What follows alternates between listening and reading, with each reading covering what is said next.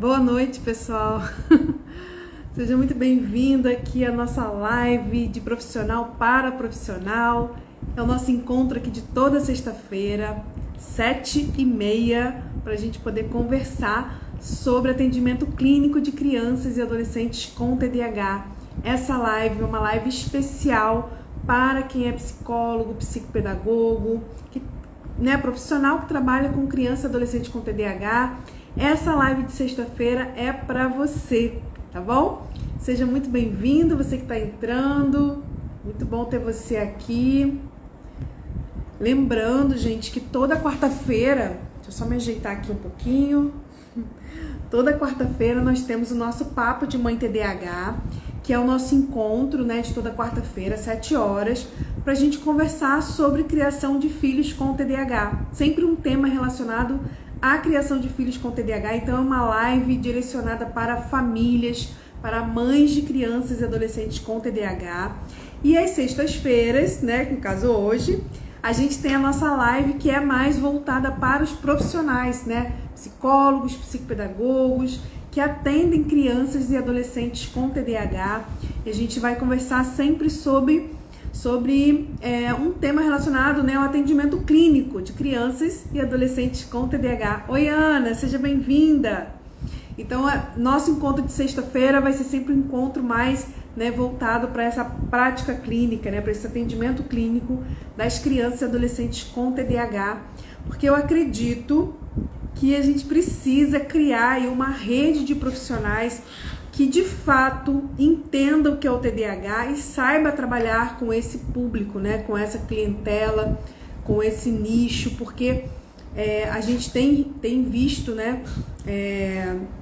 um número grande de crianças chegando nos consultórios, tanto de psicopedagogia quanto de psicologia, para fazer avaliação de TDAH. Então, crianças com suspeita, e aí a gente precisa saber fazer um bom diagnóstico, porque senão a gente pode cair em várias armadilhas. Inclusive, a nossa live da semana retrasada foi sobre isso, as armadilhas que a gente pode cair na hora de fazer um diagnóstico de TDAH.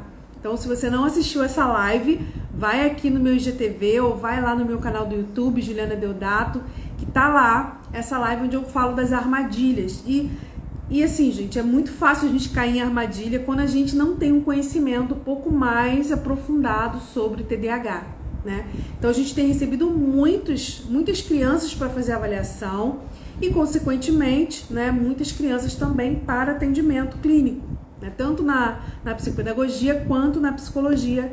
E a gente precisa ter um conhecimento um pouquinho mais aprofundado sobre isso. Não dá para a gente atender crianças e adolescentes, tanto na avaliação quanto na intervenção de TDAH, só com conhecimento raso, conhecimento superficial de TDAH. A gente precisa, sim, ter um conhecimento um pouco mais aprofundado, tá bom? E hoje, a intenção dessa live de hoje é justamente trazer isso para a nossa conversa. Por quê? Porque a gente tem, dentro do diagnóstico de TDAH, a gente tem ali critérios muito bem estabelecidos. Se a gente pegar o DSM-5, você tem ali no DSM-5 critérios muito bem definidos, muito bem estabelecidos para um diagnóstico seguro de TDAH. No entanto, se a gente só leva em consideração o que está ali nos critérios, pode ser que a gente cometa alguns erros, a gente pode cair em algumas armadilhas. Por quê?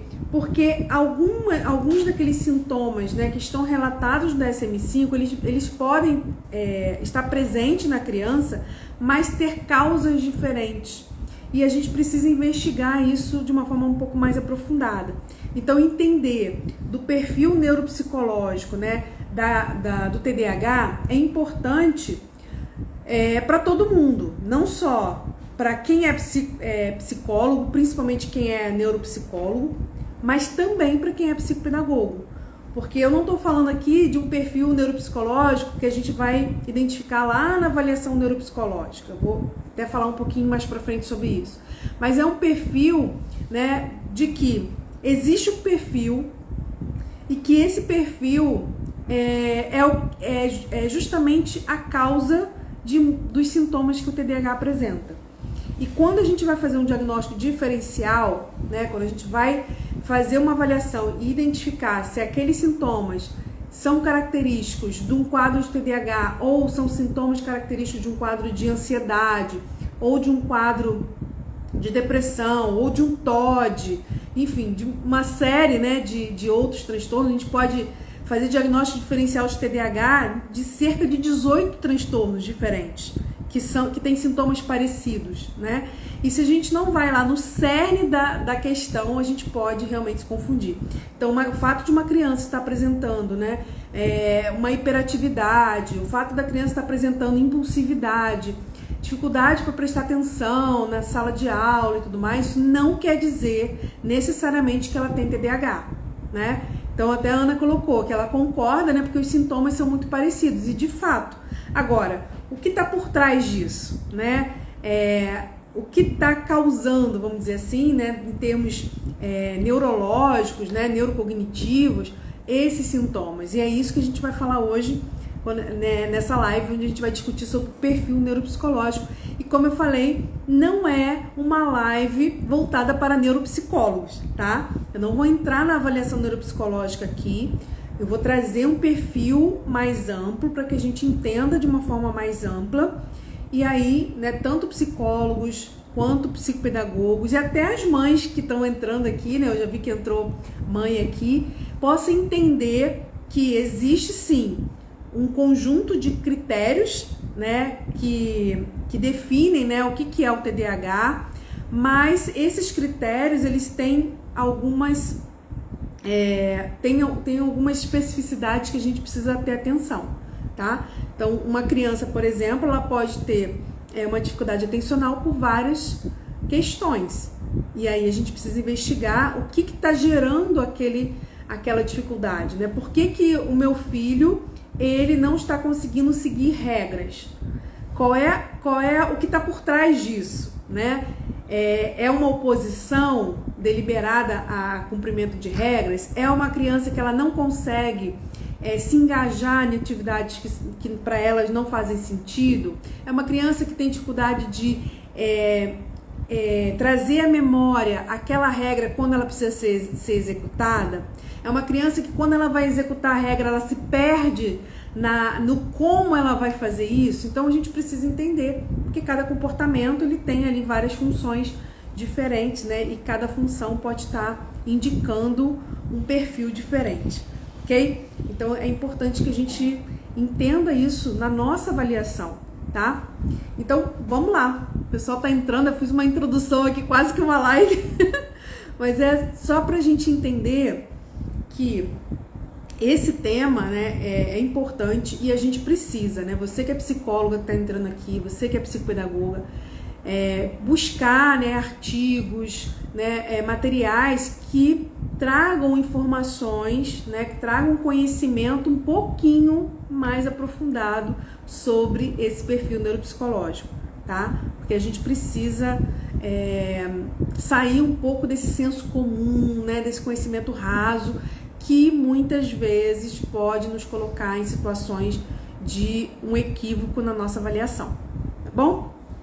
Deixa eu ver aqui o pessoal que tá entrando. Então, assim, assim como na nossa live, né, com as mães, que acontece nas quartas-feiras, vocês podem ficar à vontade, né? As mães já estão acostumadas, porque eu faço live há mais de 2 anos, 3 anos, né? Desde 2020, melhor.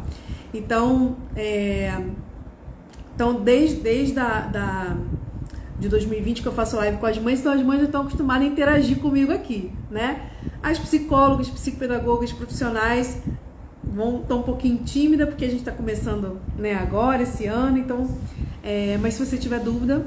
Ó, a Ana colocou aqui, né, o Dr. Clay Britz, né, que é um neuropediatra que tem um conhecimento, né, e uma contribuição vasta sobre TDAH no Brasil e até fora do Brasil, faleceu agora, né, esse mês, e ele tem muito, não só vídeos, né, no YouTube, cursos, né, o primeiro curso que eu fiz de TDAH, eu fiz com o Dr. Clay, né, lá na Neurosaber, então foi o primeiro curso, o primeiro conhecimento científico mesmo que eu adquiri foi com ele, depois fui aprimorando, né, um pouco mais, aprofundando.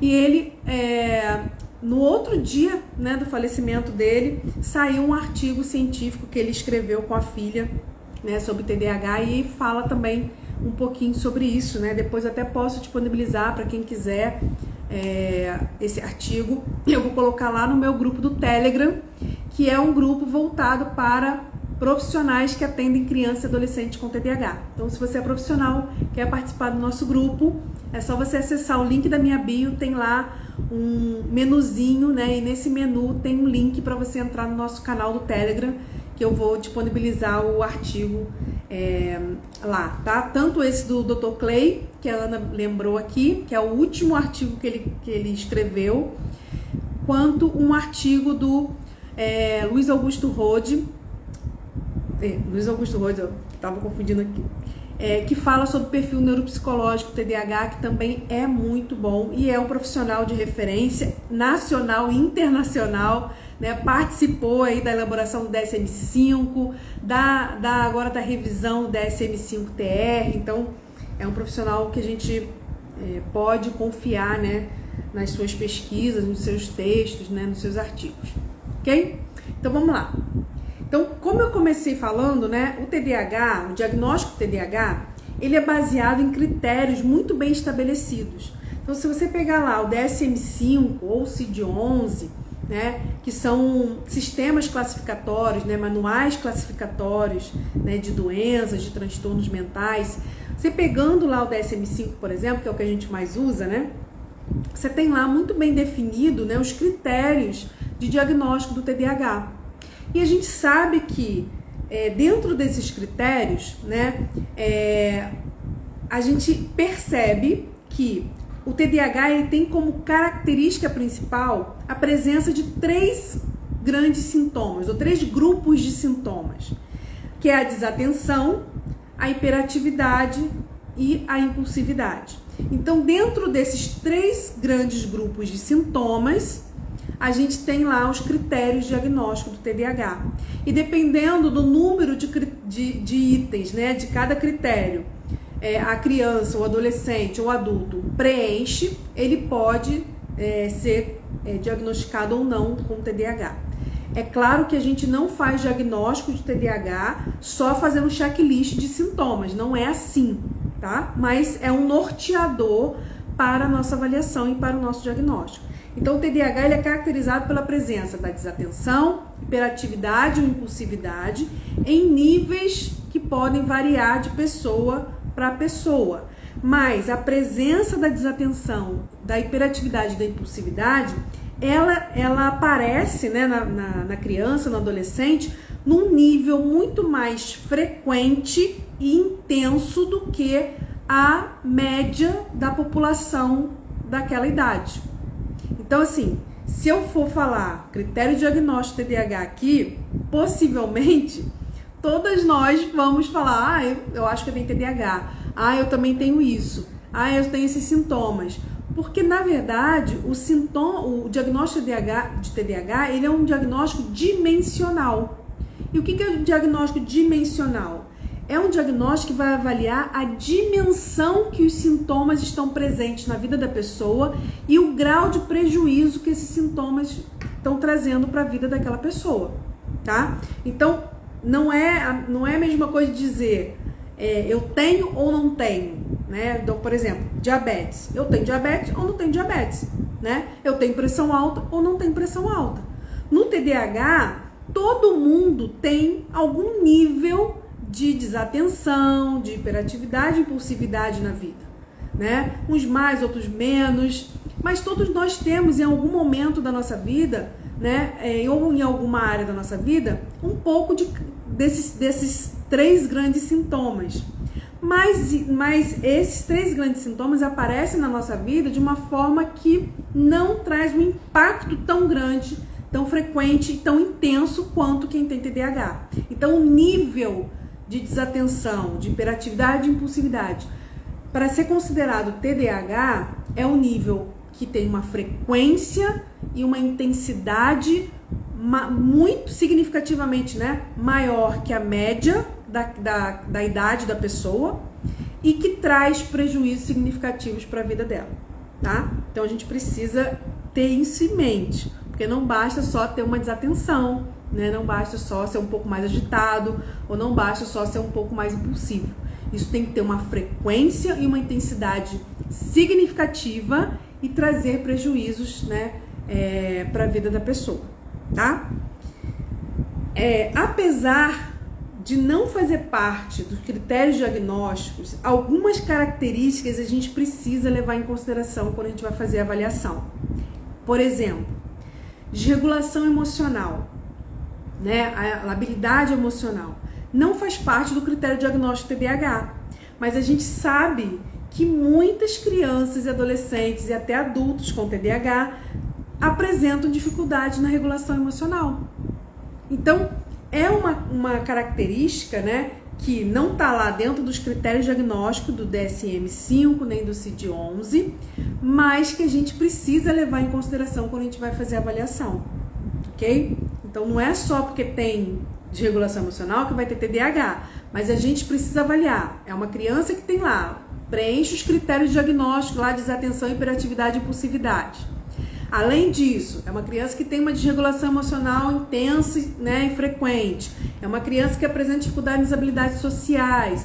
É uma criança que tem dificuldade no controle, né, de impulso. Tudo isso vai gerando um conjunto que vai nos indicando que aqueles sintomas têm muito mais a ver com TDAH do que com outro tipo de transtorno, ok? Então, apesar de não fazer parte dos critérios diagnósticos, o perfil neuropsicológico, né, do TDAH, ele tem sido amplamente estudado, né, e investigado. Por quê? Porque definindo um perfil neuropsicológico, a gente consegue entender o que está por trás desses sintomas, tá? O que está por trás dessa desatenção? Será que é só um desinteresse, né? Será que é simplesmente porque a criança não gosta de estudar? O que está por trás dessa instabilidade atencional da criança com TDAH? E aí é isso que a neuropsicologia, né, tem buscado investigar, tem buscado estudar para entender, né, o que está por trás e traçar esse perfil neuropsicológico. Só que vocês vão perceber que esse perfil, né, ele é muito heterogêneo. A gente, né, as pesquisas têm cada vez mais chegado à conclusão de que não existe um perfil neuropsicológico TDAH, um único perfil que todas as pessoas se encaixam nele, né? A gente percebe, né, nas pesquisas que, na verdade, existem múltiplos caminhos que vão trazer diferentes perfis neuropsicológicos para o TDAH. E é isso, quem atende crianças com TDAH percebe isso na prática.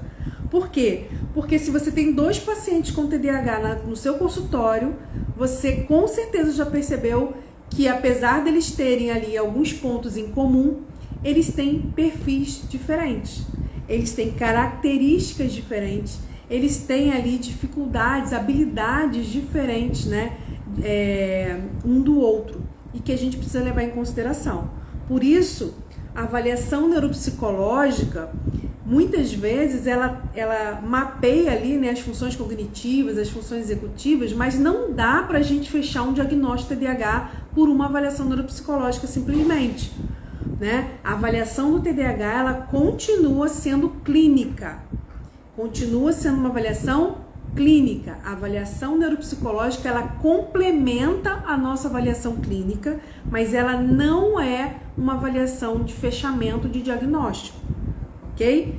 Até porque a gente não tem um único perfil. Se eu não tenho um único perfil do TDAH, eu não tenho como fazer uma avaliação neuropsicológica que dá um resultado e aquilo ali ser indicativo de TDAH, ok? Então a gente precisa ter isso muito em mente, porque eu já vi 2 situações. Uma, de um lado, o profissional faz a avaliação e bate o martelo só com a avaliação neuropsicológica, a criança tem TDAH, sem fazer uma avaliação clínica mais ampla, ok?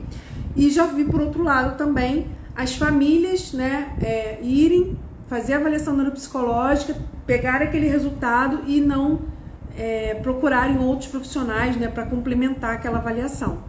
Okay? Então a gente tem que ter cuidado e nós profissionais precisamos orientar as famílias da forma adequada, tá? Se você encaminha para fazer a avaliação neuropsicológica, é legal, traz informações para você, né? Às vezes é importante para tirar dúvida se aquele sintoma pode estar relacionado a algum outro transtorno, principalmente deficiência intelectual, ok. Mas a avaliação neuropsicológica, ela não é sozinha um indicativo, né? Ou sozinha ela não fecha o diagnóstico, tá? Então, vamos lá. E por que isso, né? A gente está falando aqui, primeiro que existem vários perfis, vamos dizer, né? E nem todos os pacientes com TDAH apresentam o mesmo perfil, né? Os mesmos déficits neuropsicológicos. A gente vai ver aqui alguns que são mais comuns, a gente vai mapear, óbvio, um pouquinho mais pra frente, mas eu preciso que vocês entendam isso. Nem todos os pacientes com TDAH apresentam o mesmo perfil de déficit neuropsicológico. E alguns podem não apresentar nenhum déficit neuropsicológico. Então, pode ter uma criança que vai fazer uma avaliação neuropsicológica e na avaliação neuropsicológica não apareça déficit que possa indicar o TDAH? Sim. E isso quer dizer que ela não tem TDAH? Não. Por isso que eu falo, a avaliação neuropsicológica ela é importante, ela ajuda, mas ela não fecha diagnóstico. E se você for só se pautar pela avaliação neuropsicológica, você provavelmente vai cometer erros na sua avaliação, no seu diagnóstico, ok?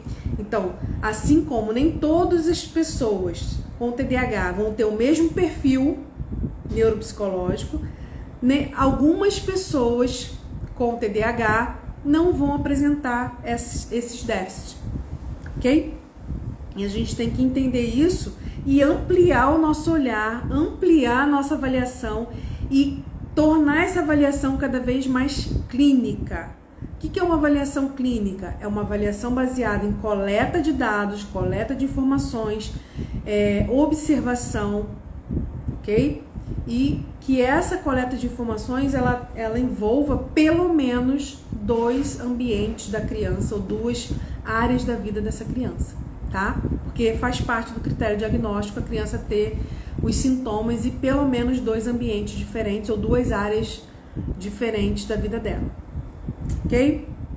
Até aqui tudo bem? Deu para todo mundo compreender que não existe um único perfil? Existem pacientes com perfis diferentes, com déficits diferentes, e existem pacientes que lá na avaliação neuropsicológica não vai aparecer déficit e mesmo assim ela tem TDAH? Acho que até aqui acho que foi tranquilo, né? Você tá entrando, tá com dúvida? É só colocar sua perguntinha aí que eu vou respondendo ao longo da live, tá? Lembrando, pessoal que tá entrando, toda quarta-feira a gente tem nossa live para mães, voltada para famílias de TDAH, e às sextas-feiras a gente tem a nossa live voltada para profissionais, para psicólogos, psicopedagogos, para que vocês possam aprimorar cada vez mais a sua prática clínica no atendimento de criança e adolescente com TDAH. E hoje a gente está entrando um pouquinho mais, né, no diagnóstico, né, entendendo um pouquinho mais esse perfil neuropsicológico do TDAH. E a gente já falou que não existe um único perfil, cada paciente, né, apresenta o seu perfil ali, que pode ser diferente um do outro, e alguns, né, nem vão apresentar déficits significativos aí na hora de fazer uma avaliação do TDAH. Bom, deixa eu só voltar aqui, peraí. Vamos lá. Então, os pesquisadores, né, estudiosos do TDAH, eles foram pesquisando, né, esse perfil neuropsicológico e foram criando modelos teóricos para explicar, né, os déficits neuropsicológicos que as pessoas com TDAH apresentam, né, e qual o impacto que esses déficits acabam tendo na vida, no comportamento das pessoas com TDAH. Então, hoje a gente sabe que existem déficits que as pessoas com TDAH apresentam e que esses déficits neuropsicológicos é que impactam no comportamento de desatenção, hiperatividade e impulsividade, ok? Agora, existem modelos teóricos diferentes para explicar esses déficits, para identificar esses déficits e para explicar esses déficits. E dependendo do modelo que você utilizar para a sua base teórica, como seu referencial, vai mudar a forma como você vai enxergar os sintomas e como você vai, né, enxergar aí o processo de avaliação. Então é importante que a gente tenha em mente qual é o nosso referencial teórico, qual é o nosso modelo teórico que está norteando aí o nosso olhar, né, que está direcionando o nosso olhar na hora de fazer essa investigação, tá? E aí, basicamente, a gente tem 4 modelos teóricos de perfil neuropsicológico TDAH, que tentam explicar os déficits e o impacto que esses déficits apresentam, né, no comportamento da pessoa que tem TDAH. Basicamente 4. Sendo que o quarto, que é o último que eu vou falar para vocês, é o que mais está sendo aceito hoje dentro da comunidade científica, né, no mundo todo. É o quarto que eu vou falar para vocês, tá? É como se esses modelos fossem sendo criados e conforme o conhecimento, né, foi sendo aprofundado, as pesquisas foram sendo aprofundadas, os pesquisadores foram percebendo que não era só aquilo que eles tinham pensado, tinha mais alguma coisa, e aí os modelos foram se ampliando, tá? Os 3 primeiros modelos que eu vou citar para vocês, não vou entrar em explicação de cada um deles, porque nem caberia aqui o tempo, né? Eu vou me ater mais o último, que é o que eu utilizo como referencial e é o que é mais aceito hoje. Mas os 3 primeiros, eles são baseados em déficits específicos, tá? Então, vocês vão ver até pelo próprio nome que eles identificam um déficit específico, e esse déficit específico, segundo esses pesquisadores, é que justificam o comportamento do TDAH, ok? Já o quarto é diferente, tá? Então, o primeiro modelo teórico é o modelo da teoria da autorregulação. Então, é um modelo que enxerga o TDAH como um déficit de autorregulação neuropsicológica, ok? Então esse é o primeiro modelo. O segundo modelo, que tem tudo a ver, né? Porque a gente sabe que o TDAH tem dificuldade de autorregulação dos impulsos, de autorregulação das emoções, de autorregulação dos pensamentos, de autorregulação da própria atenção, né? A gente sabe disso. Mas foi pesquisando e foi chegando lá, ampliando essa visão. E o segundo modelo, então, é chamado de modelo cognitivo energético, que vai trazer uma explicação voltada para a questão da atenção um pouco mais aprofundada, né? E que aqui não cabe a gente entrar aqui nessa linguagem muito técnica, porque é importante que a gente entenda que esses modelos, apesar de estarem vigentes, eles estão sendo, não vou dizer substituídos, né? Mas estão sendo ampliados, e hoje o que é considerado aí, a gente vai conversar um pouquinho mais, que é o quarto modelo, tá? Oi, querida, boa noite, seja bem-vinda. E o terceiro modelo é o modelo que fala sobre aversão à resposta tardia, que a gente sabe que tem tudo a ver com o TDAH, porque o TDAH tem dificuldade em executar tarefas onde a recompensa não é imediata, né? Onde a resposta para aquele comportamento não é imediato. Então, a aversão à resposta tardia, né? Ou a consequência tardia, ou a recompensa tardia, é uma característica do TDAH. Então, tanto o primeiro modelo, quanto o segundo, quanto o terceiro, tem tudo a ver com o TDAH. E aí, os pesquisadores perceberam que não era um déficit específico, ou na autorregulação, ou no sistema energético, né, do cérebro, cognitivo energético do cérebro, e nem na aversão à resposta tardia, que era um conjunto de déficits, não era apenas um, né, era um conjunto de déficits. E aí, então, chegamos no quarto modelo, que é o modelo que eu uso, que é o modelo que está aí mais sendo, né, mais aceito hoje em dia, e que eu vou começar a explicar um pouquinho para vocês aqui, tá? O quarto modelo é chamado de modelo dos múltiplos caminhos. Então, gente, só o nome, né, desse modelo teórico já nos indica que não existe um caminho neuropsicológico que justifica os comportamentos do TDAH. Existem múltiplos caminhos e que esses múltiplos caminhos é que vão fazer com que pacientes com TDAH apresentem perfis de déficits diferentes uns dos outros. Você pode ter um grupo de crianças com TDAH com déficit relacionado à regulação emocional, por exemplo, outras com déficit relacionado à questão da impulsividade, né? Enfim, você percebe a diferença ali, né, nas crianças, justamente porque não existe um caminho único no cérebro, né? Um déficit único no cérebro que é igual para todo mundo que tem TDAH. Então são múltiplos caminhos e esses múltiplos caminhos é que vão impactar no comportamento do TDAH e tornar o TDAH um transtorno tão heterogêneo, né? A gente tem ali os sintomas de base, a gente tem ali os sintomas que são comuns, né, que a gente percebe que é comum a todas as pessoas, mas há uma variação de sintomas secundários que realmente pode nos dificultar na hora da avaliação e na hora do diagnóstico e também na hora do tratamento. Porque se a gente tem uma variedade de sintomas, né, secundários, a gente acaba tendo dificuldade muitas vezes de definir o que é prioridade, né? Porque uma hora, né, uma coisa tá mais gritante ali na vida da pessoa, outra hora é outra, né? Para um paciente o protocolo de atendimento é de um jeito, para outro paciente é de outro. Então a gente não tem aí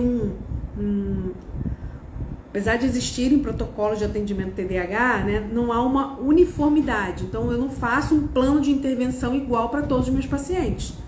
Cada paciente com TDAH que eu tenho, apesar de terem ali pontos em comum entre eles, eu tenho um plano de tratamento específico para ele. Por quê? Porque um apresenta dificuldade na escola, o outro não. Um apresenta dificuldade nas habilidades sociais, o outro não. Um apresenta desregulação emocional, o outro não.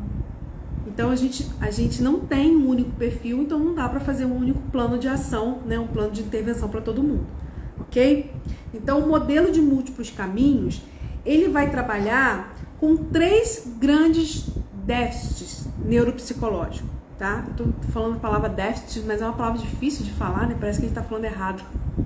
Então são 3 grandes déficits neuropsicológicos que, combinados, vão trazer essa diversidade.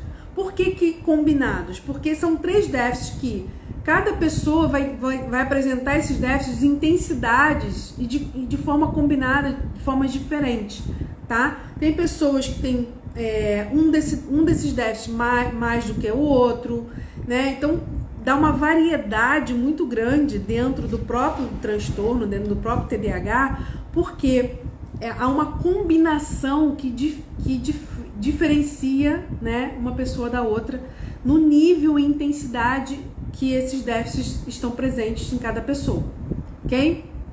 Ó, ela tá falando, é mesmo, e é verdade, né? Cada um é um, né? Quem tem filho com TDAH, quem tem, né, aluno com TDAH, paciente, percebe isso muito bem, né? E aí, dentro desse modelo, né, dos múltiplos caminhos, a gente tem três déficits que eu falei para vocês. O primeiro, que é o déficit no controle inibitório.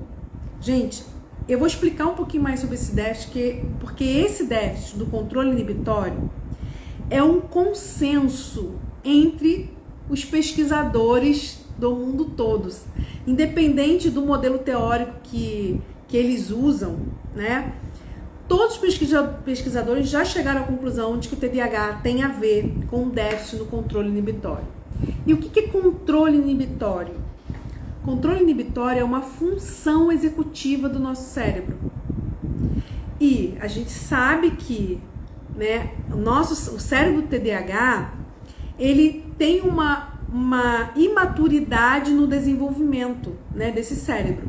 Não no cérebro todo, mas em algumas áreas desse cérebro.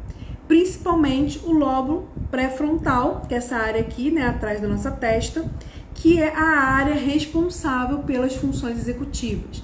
Então, uma pessoa que tem TDAH, uma criança que tem TDAH, ela tem uma imaturidade em torno aí de uma diferença de 3 anos, né, de imaturidade no desenvolvimento de algumas áreas do cérebro, e que essa imaturidade no desenvolvimento dessas áreas acabam gerando os sintomas.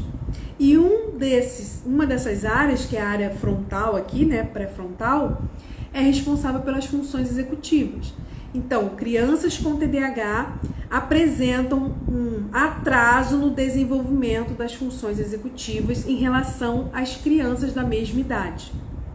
E uma das funções executivas mais importantes e que mais está com déficit no TDAH é a função executiva de controle inibitório. Ok? Então, isso é muito importante que a gente saiba disso, porque o controle inibitório é como se fosse o sintoma mais legítimo do TDAH, tá? Não quer dizer que toda pessoa que tem dificuldade no controle inibitório tenha TDAH, não é isso. Mas, se a pessoa tem TDAH, provavelmente ela tem déficit no controle inibitório. Vamos pensar aqui, desatenção, tá? Só a desatenção do TDAH. O TDAH, na verdade, a gente fala que ele tem desatenção, né? Mas, na verdade, não é que o TDAH tem uma desatenção. O TDAH, ele tem uma dificuldade em controlar a atenção. É uma instabilidade atencional. Tanto é que existem atividades que ele faz até hiperfoco. Se ele fosse desatento total, ele não teria hiperfoco, ele não teria atenção em atividades que ele gosta. Então, não é só desatenção que ele tem. Na verdade, ele tem uma dificuldade em controlar a atenção. E aí, em algumas atividades, ele não consegue manter a atenção, e em outras atividades, ele tem uma atenção tão grande que ele não consegue sair daquilo, que é o hiperfoco. Ok? Então, o controle inibitório, ele não tem só a ver com impulso, ele tem a ver com tudo na nossa vida. Porque é ele que nos ajuda a regular emoções, é ele que nos ajuda a regular pensamentos, comportamentos, é ele que nos ajuda a regular a atenção, né? Então, o controle inibitório é o sintoma básico, vamos dizer assim, né? O mais legítimo sintoma, mais legítimo déficit do TDAH. Ó, verdade, isso me intrigava muito antes de conhecer o TDAH. É isso aí. É isso aí. Muitas mães, quando a gente vai falar de TDAH, muitas mães falam, né? Mas como se ele passa horas no videogame? Como se ele passa horas fazendo, né, brincando do que ele gosta? Se ele tá fazendo o que ele gosta, ele fica lá toda a vida. Ele tem atenção, só não tem atenção porque ele, para aquilo que ele não gosta, só para o dever de casa que ele não tem atenção, só para estudar.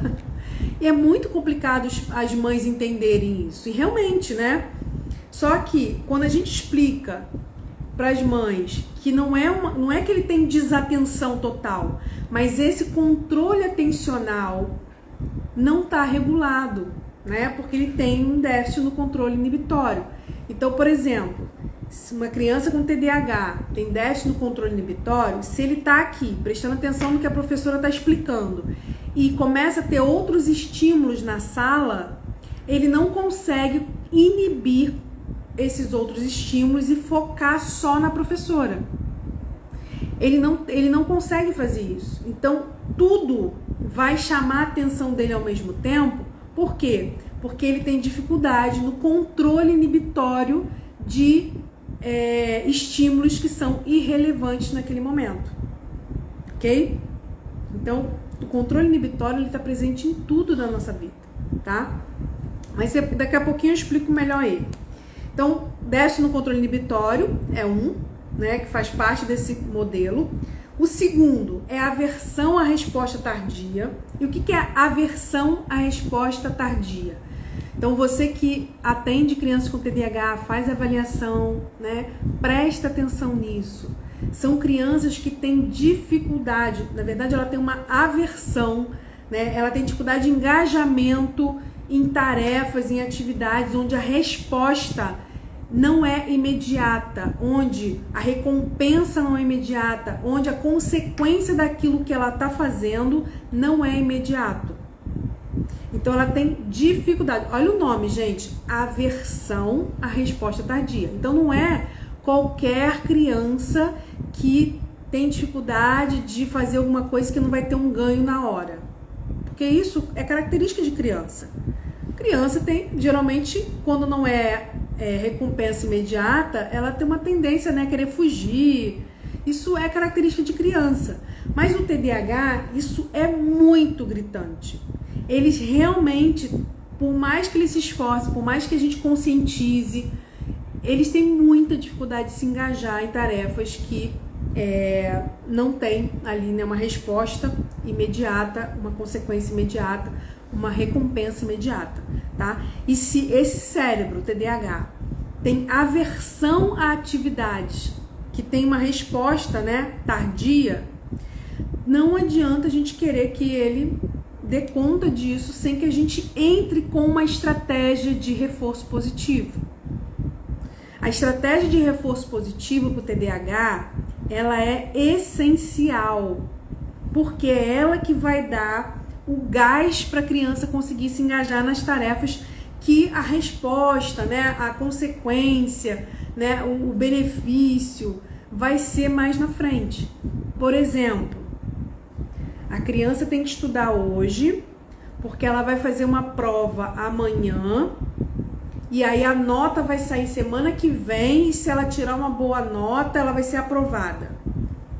Olha como a resposta do comportamento dela de estudar não é imediato. Ela está estudando aqui, mas a resposta do comportamento dela só vem depois. E isso, para o cérebro dela, é muito difícil conseguir se manter engajado nessa tarefa. Então, o que a gente faz? A gente entra com uma recompensa imediata, com um reforço positivo agora que ela está estudando, para que ela consiga estudar e esperar a recompensa ou a resposta do comportamento dela mais para frente, ok? Porque se a gente não dá esse gás aqui, ela não consegue se manter, ok? Então, é estratégia, gente, essencial. Toda mãe de TDAH precisa saber dar reforço positivo. Não é de qualquer jeito, não é enchendo a criança de presente, nem enchendo a criança de elogio. Existe uma forma estratégica de fazer isso. E você que é psicólogo, você que é psicopedagogo, precisa aprender isso para ensinar as famílias, tá? Não adianta só falar para a família que ela tem que dar reforço positivo. A gente tem que ensinar a família como fazer isso, porque não é intuitivo, tá bom? Então, aversão à resposta tardia é um outro déficit que está lá presente, né, no modelo dos múltiplos caminhos. E o terceiro déficit é o déficit na percepção temporal. Crianças, adolescentes, adultos com TDAH apresentam déficit na discriminação de intervalos de tempo e na manutenção de um ritmo motor constante. Então, déficit na percepção temporal é a causa de muitos problemas do TDAH. Muitos, né? Esse que eu acabei de dar um exemplo, da criança estudar hoje, fazer a prova amanhã e ter o resultado só na semana seguinte, é essa lacuna de tempo entre estou estudando, o dia da prova e o dia do resultado, é uma lacuna de tempo que o TDAH tem dificuldade de lidar com isso, de perceber e de discriminar esses intervalos de tempo, né? Crianças com TDAH têm dificuldade com tudo aquilo que não é aqui e agora, tudo aquilo que não é já. Tanto é que crianças com TDAH têm uma insistência muito grande, né? Você fala não, você fala que é depois, você fala que é semana que vem, que é no outro dia, que é à noite, que é depois. que é à tarde, e a criança fica insistentemente perguntando se já chegou, se é agora. Ela insiste que ela quer aquilo naquele momento. Por que ela quer aquilo naquele momento? Porque a percepção de tempo do TDAH, ela tem uma distorção. Então, tudo aquilo que ele quer muito, o tempo que é pequeno passa a ser grande. E tudo aquilo que ele não quer, o tempo que é grande passa a ser pequeno. Porque é uma questão de percepção temporal. Ok? Então, se amanhã eu vou sair, né? Amanhã é sábado, eu vou passear na pracinha que eu gosto muito, amanhã passa a ter a mesma percepção de tempo que daqui a um mês. Parece que vai demorar muito. Agora, amanhã, para eu ter que estudar para prova, porque eu vou ter prova no outro dia, parece que é rapidinho, tá? Então, tudo que TDAH gosta, que ele tem interesse, a percepção de tempo é que parece que um tempo que é curto parece que é muito grande, né? Então, por exemplo, crianças com TDAH estão lá jogando videogame e você disse para ele que ele tem meia hora só para jogar. Ele tá a meia hora e aí você diz que o tempo acabou. Ele pede sempre mais 5 minutos, sempre mais 5 minutos. Por quê? Porque para ele não passou meia hora. Essa lacuna de tempo de meia hora é como se não tivesse passado, é como se ele tivesse acabado de começar a jogar. Pra gente já foi meia hora, mas pra eles não. Então eles estão sempre querendo mais. Primeiro porque a atividade é prazerosa para eles e segundo porque a percepção de tempo para eles é difícil ele perceber, né, esse tempo. E aí a gente precisa trabalhar isso com eles também, ok? Então vamos lá, vamos recapitular os 3 déficits que estão presentes nesse modelo dos múltiplos caminhos. Déficit no controle inibitório, déficit na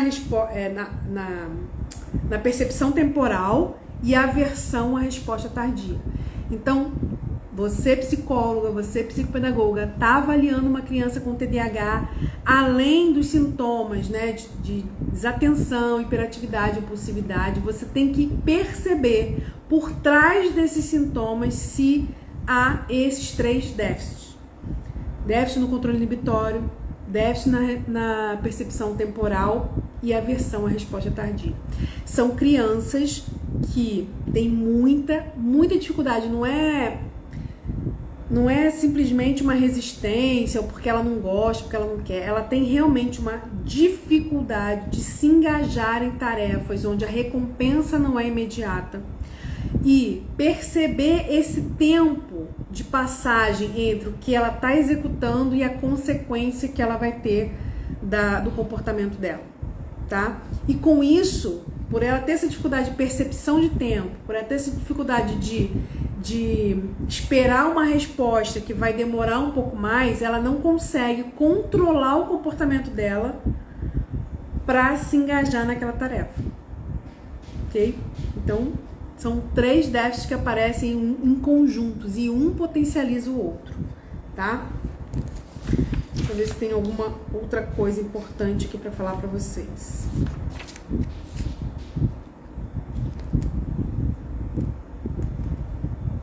Então, para a gente recapitular aqui, o modelo dos múltiplos caminhos, ele vai trazer a ideia de que não existe um único perfil neuropsicológico do TDAH, que nem todos os pacientes vão apresentar os mesmos déficits e que alguns nem vão apresentar déficits neuropsicológicos, tá? Isso não quer dizer que ele não tenha TDAH. A gente precisa entender que esses múltiplos caminhos, né? Esses múltiplos caminhos vão gerar perfis diferentes e que esses perfis eles são resultado de uma combinação de 3 grandes déficits. O déficit no controle inibitório, que é uma função executiva muito importante do nosso cérebro.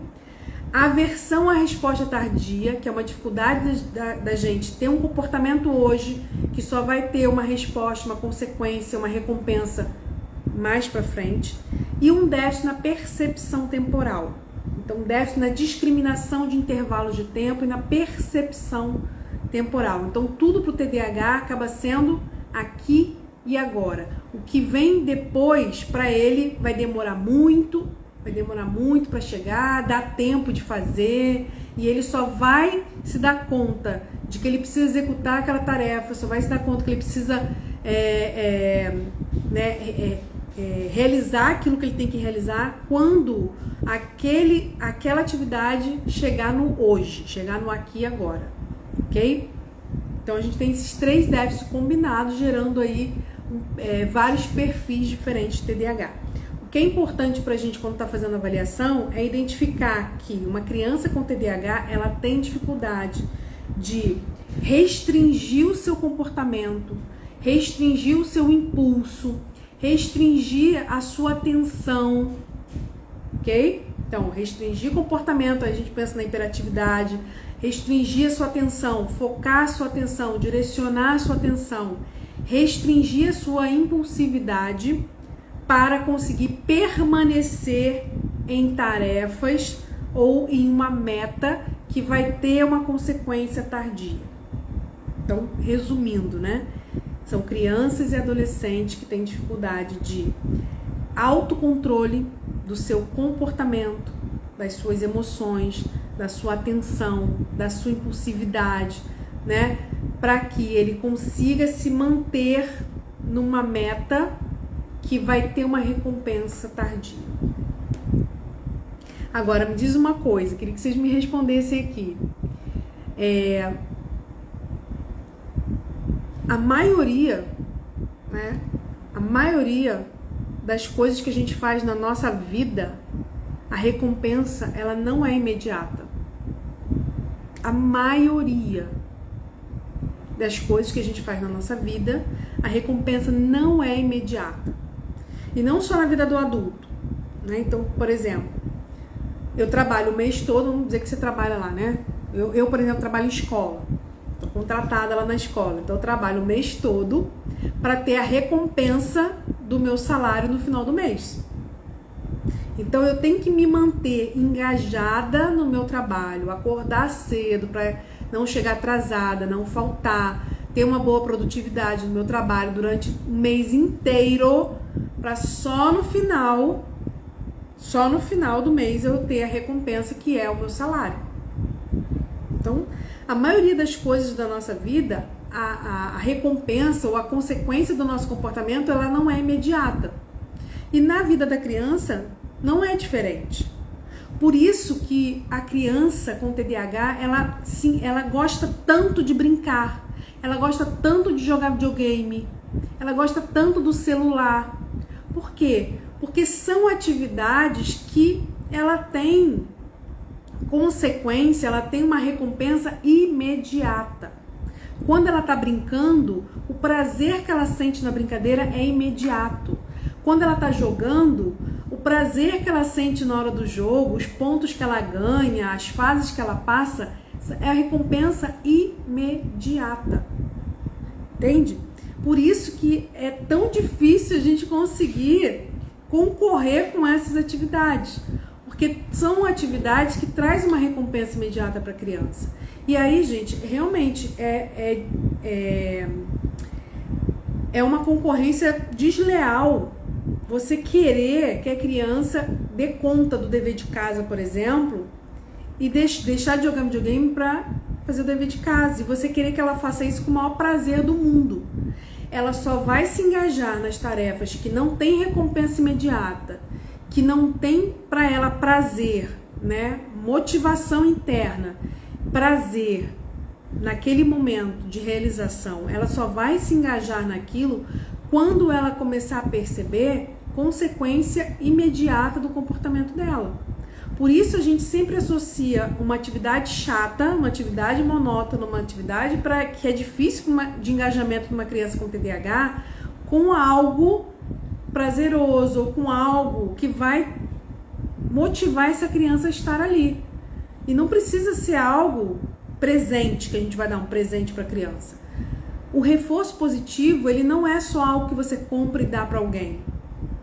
O reforço positivo envolve uma série de elementos, principalmente o elogio, o incentivo, né? A presença da família ali, da mãe.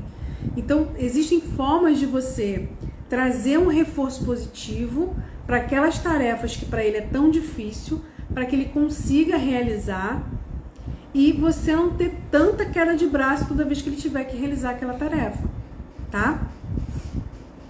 Deixa eu voltar que tem umas perguntinhas aqui. Vivi Silva, preciso entender sobre TDAH, meu irmão caçula foi diagnosticado, nem sei como ajudá-lo, ele tem 11 anos, não sabe ler. Vivi, não sei se você tá no nosso grupo do WhatsApp, são grupos de mães de TDAH, mas, enfim, você como irmã também, se quiser participar, não tem problema, ou convidar sua mãe. No link aqui da minha bio do Instagram, tem o link do grupo do WhatsApp, tá? Lá a gente tira dúvidas, é um grupo muito bom, faz o acolhimento das mães, né? Porque é um grupo voltado para mães e tira dúvidas também, tá bom? A nossa live de hoje é uma live voltada para profissionais, para psicólogos e psicopedagogos. Mas toda quarta-feira a gente faz live para as famílias, tá bom? E aí, essa dúvida sobre TDAH que você tem, se você for no meu canal do YouTube, eu vou colocar aqui embaixo para você, tá?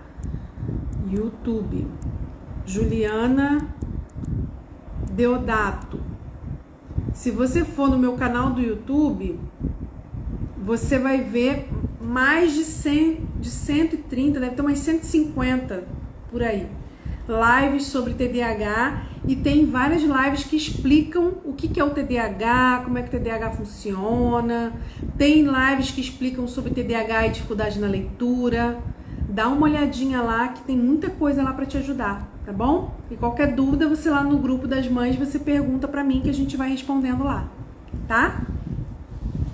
Então vamos lá, vamos chegando aqui no finalzinho, mas antes eu quero perguntar se tá tudo bem, o pessoal que tá aí conseguiu entender como funciona o modelo dos múltiplos caminhos. É importante que a gente tenha um referencial, não dá pra gente ficar misturando tudo, né? A gente precisa ter um referencial teórico que norteia aí o nosso olhar, né? A gente precisa escolher qual é a nossa base teórica e buscar aprofundar, né, conhecimento, né? Buscar aprofundar conhecimento. Você que é psicóloga, psicopedagoga, tá lá no meu grupo do Telegram. Amanhã, hoje não porque já tá tarde, mas amanhã eu vou deixar lá no grupo o artigo do Dr. Clay Britz, foi o último artigo que ele escreveu, né, que se publicou ali. Vou deixar também o artigo do Dr. Rode, tá? Que esse artigo do Dr. Rode é sobre o perfil neuropsicológico TDAH, fala sobre esses 4 modelos, tá bom? Vou colocar lá o artigo, uma leitura super tranquila, e eu indico para você que quer se aprofundar um pouquinho mais sobre TDAH, que você busque essas referências, né, na área do TDAH. Dr. Russell Barkley, vou colocar todos esses nomes lá no nosso grupo amanhã, tá? Dr. Russell Barkley, Dr. Luiz Augusto Rode, são referenciais nacionais e internacionais, né, de TDAH, que a gente precisa começar a estudar um pouco mais aprofundado essas pessoas. Por quê? Porque não dá, gente, pra gente continuar fazendo a avaliação de TDAH de uma forma superficial, como muitas vezes a gente faz, tá? Por quê? Porque não é um diagnóstico simples, é um diagnóstico complexo. Não basta só a criança ser agitada, não basta só a gente, né, a professora ou a mãe dizer que a criança está com dificuldade na escola, não presta atenção. Não prestar atenção na aula pode ter 1000 motivos, inclusive a aula ser chata, que é um dos maiores motivos das crianças não prestarem atenção na aula, né? E um outro motivo é porque ela é criança também. E geralmente criança quer brincar, né? A criança não quer prestar atenção na aula, principalmente se for chata. Então, assim, não dá pra gente fazer avaliação com esse conhecimento superficial. A gente precisa se aprofundar um pouquinho mais, né? Você não precisa ser especialista, o ideal que fosse, né?